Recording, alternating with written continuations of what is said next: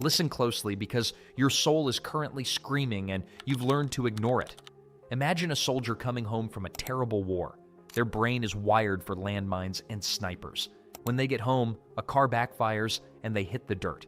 We understand that. We call it PTSD. But what if the war wasn't in a desert far away? What if the war happened in your living room when you were 6 years old? What if the landmines were your parents' moods and the snipers were the bullies at school or the silence in your hallway? You are a ghost haunting your own life. You think you're just anxious or picky or a workaholic? You're wrong. You are a survivor of complex PTSD and you don't even know it. You've been running for 20 years from a monster that is already inside you. I'm going to give you 12 signs. If you recognize more than 7 of these, stop lying to yourself. You are a casualty of a forgotten war. And if you don't find the cure, you will spend the rest of your life waiting for a catastrophe that already happened. The 12 signs of a broken soul. 1. The looming shadow. Nowhere feels truly safe. Even when you're lying in your own bed, you feel like something wrong is just about to happen.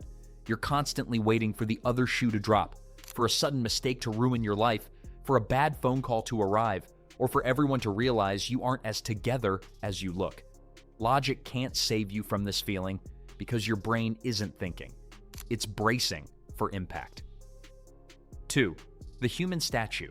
Your body is a cage, your shoulders are up to your ears, your jaw is locked, and your stomach is a knot of acid. You hate being touched. People tell you to just do yoga or breathe, and you want to punch them. Why? Because relaxing feels like dropping your shield in the middle of a battlefield. 3. The 4 a.m. siren. You don't sleep, you just wait with your eyes closed. You wake up at dawn with your heart racing like a siren is going off. Your brain thinks that because you were asleep, you let your guard down, and now you're in danger. 4. The flawed reflection. When you look in the mirror, you don't see a person who deserves to be happy. You see a collection of mistakes. Deep down in your bones, you feel incorrect, like there's a secret defect in you that makes you hard to love. You feel like you're fundamentally different from everyone else, like they were born with a manual for life, and you were born as a glitch in the system. 5. The magnet for cold hearts. You say you hate mean people, but you keep dating them. You are drawn to people who are busy, disengaged, or cold. Why? Because a nice, warm person feels dangerous. You choose people who don't want you, so you never have to be truly seen. 6. The cozy allergy. When someone is actually sweet to you, it makes you want to vomit. You call them needy, puppy-like, or desperate. You aren't disgusted by them, you're terrified of them. Their kindness feels like a trap. 7. The fear fire, the temper. You lose your mind over a dropped spoon or a traffic jam. You scream at yourself or the world until your throat hurts. People think you're mean, they're wrong, you're just scared. You're shouting because you feel defenseless and you think the awful thing is finally happening. 8. The social media trap. You are a magnet for meanness. You scroll through social media looking for people being cruel or humiliating each other. You think the whole world is a giant mean playground because that's the only world you've ever known. 9. The rock fantasy. Other people are terrifying. In your best dreams, you live under a giant rock where no one can ever look at you again. To you, bliss isn't a party or a vacation. It's total silent isolation. 10. The long tired. You aren't necessarily in crisis, but you feel deeply worn out. When you think about the years ahead, it feels overwhelming and draining. Life has started to feel more like something to get through than something to enjoy, and you find yourself wishing for a pause, a way to rest completely and escape the constant pressure. 11. The cleaning obsession. You are a slave to routine.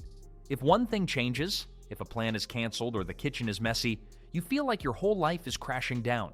You clean and organize like your life depends on it because order is the only thing keeping the chaos away. 12. The golden shield, workaholism. You throw yourself into work. You want the money, the fame, the good job stickers. You think if you become a big deal, the self-disgust will go away. It won't. You can have a million people cheering for you, but one mean comment will still make you feel like a worthless child again. The verdict. the only way out. So, how many did you hit? If you're sitting there with a heavy chest, listen to me. You aren't bad. You're just wonky because you were raised in a war zone. Maybe your parents didn't hit you, but they ignored you. Maybe they were successful, but cold. Maybe they made you feel like you had to be brave when you were just a baby. That is emotional neglect, and it leaves the same scars as a fist. The cure isn't being stronger. The cure is stopping. Stop being brave. Stop hating yourself for being broken. You are a soldier who needs to realize the war is over.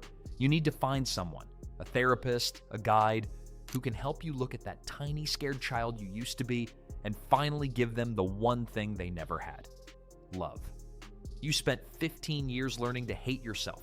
It's time to spend the next 15 learning that you were never the monster. You were just the one the monsters were chasing.